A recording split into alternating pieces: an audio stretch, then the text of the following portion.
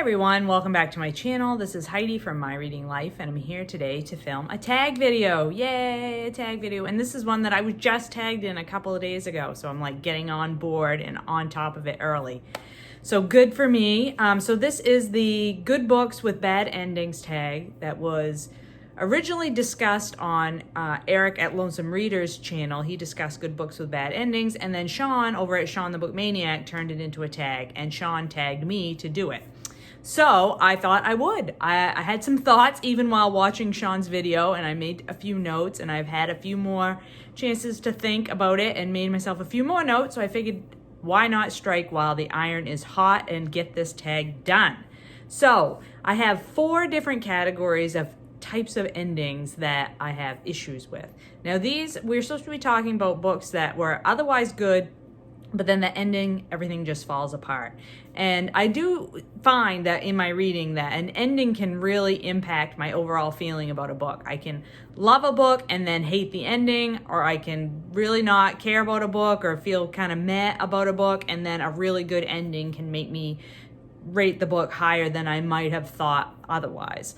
So the first type of ending that I have a problem with that I wanted to discuss is a pacing change. And so for this category, I would like to talk about this book, Barkskins by Proulx. It's historical fiction that basically covers like early 1800s all the way through the modern time, talking about forestry, logging, cutting down of the forests in Canada and the United States area, so northern North America, over basically 200 years. And the problem with this book, it was very interesting. I was really engaged in the writing. I really enjoyed the sort of like we follow 2 or 3 different families, and so it's generational. So it's a generational family saga with this backdrop of impacts of forestry on the environment, which, yeah, that is totally my kind of a thing. And so it was great in the beginning. It was really in depth. It was really rich with lots of details, great storytelling. And we really learn a lot about these families, and we delve deeply into the characters, and it takes a long time.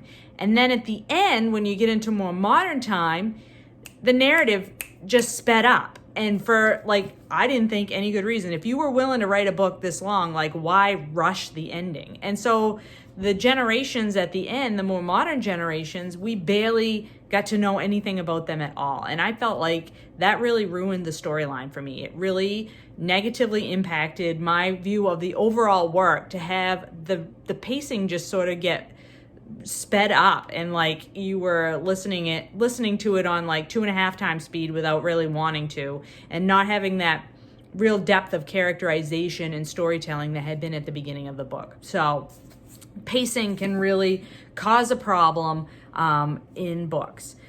Now, the next category are endings that piss me off. And this happens sometimes, not totally frequently, but sometimes. And I have 2 books to talk about particularly that just stand out in my mind as books that just made me so angry, and I otherwise really enjoy the books.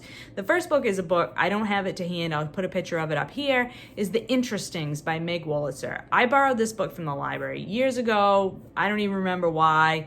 Had that cool, very colorful cover that really caught my eye. I had heard somebody talking about it. It sounded interesting to me. And it's about a group of friends who all attend the same summer camp, and then what happens to them as they grow into adults and through their adult lives. And it was a really engaging and interesting story. And then the ending was so enraging. If it hadn't been a library book, I literally would have thrown it across the room. Like, I wanted to throw it across the room. I had that impulse to do it. And I can remember that feeling so clearly, of being so enraged by the ending of that book. Like, why did I just waste my time reading this entire book for the ending to be that way? And then the second book that really comes to mind very quickly and easily in this category is Allegedly by Tiffany D. Jackson, which was another book that I loved. Like, was such a good book. It's a YA, but it's almost like a thriller. And like the narrator, you're not sure what's going on with her.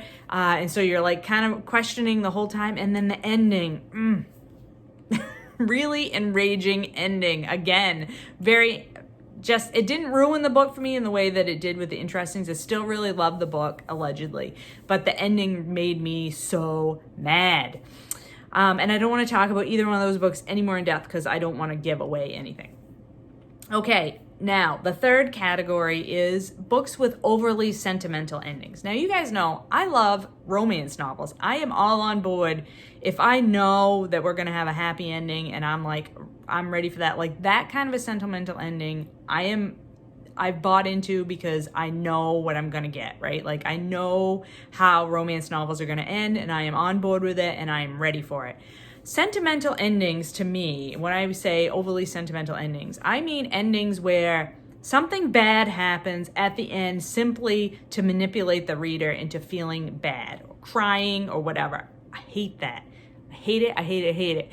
Like, for example, books like, there's some popular authors that something horrible always happens and I just can't deal with it. So, like, the name's gone right out of my head. Lots of Hallmark movies are made from this guy's books, and I just cannot abide the endings of those books. But the book that I want to talk about today that I did read and read recently is Your Heart is a Muscle the Size of a Fist by Sunil Yapa. And Shawn talked about this book in his video too.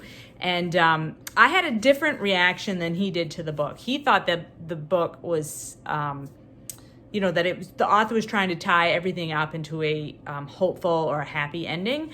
I didn't feel that way at all about this ending, but I did feel that it was overly sentimental, and I felt like there were things that happened at the end of this book that didn't go along with the characterization that had happened in the previous, in the first part of the book, and those things that were done to emotionally manipulate the reader at the end, particularly the very last, chapter of this book. I felt was very emotionally manipulative, was unnecessary, was just done just to sentimentalize the book kind of thing. And I was not here for that, that kind of an ending. I really, really do not like endings that are designed to manipulate me emotionally in a sentimental way.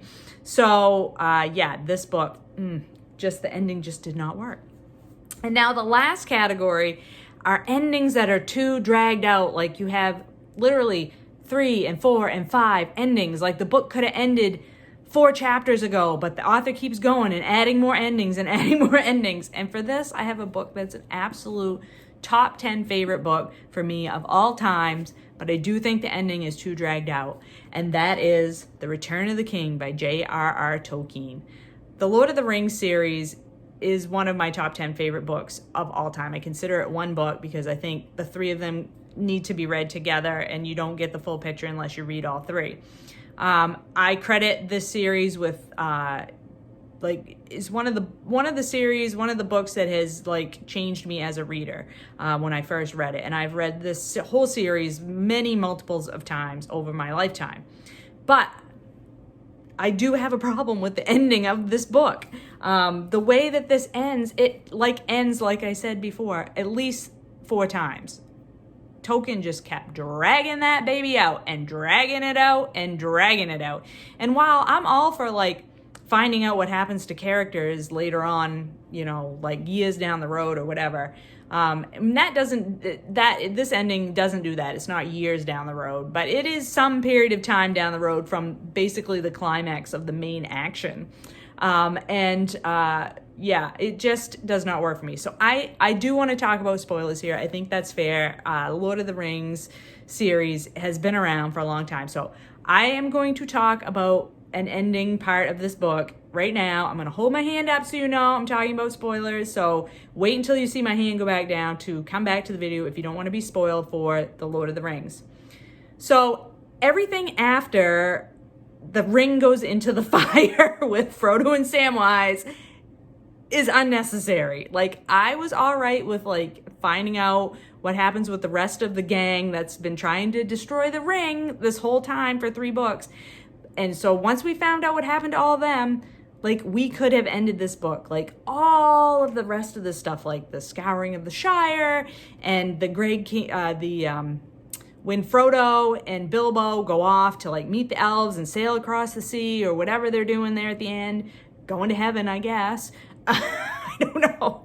I'm like, no, we don't need that. We know, like, we could have ended when the ring goes in the fire and the big baddie is defeated, right? Like, couldn't we have ended there? Who else agrees with me? Am I just like, am I a weirdo? Am I the one that is wrong here? Tell me, please, in the comments below. Okay, no more spoilers. So those are my thoughts about good books that have bad endings. I think this is a really interesting topic. I'm not going to tag anybody in particular because I think Shawn tagged like literally everybody that I know on BookTube to do this tag. But if you have not been tagged, please consider yourself tagged by me. I would love to hear your answers or hear your thoughts about good books that have bad endings and some of your examples of books like that. All right, I hope everybody's having a great weekend and finding some good books to read, and I will talk to you later.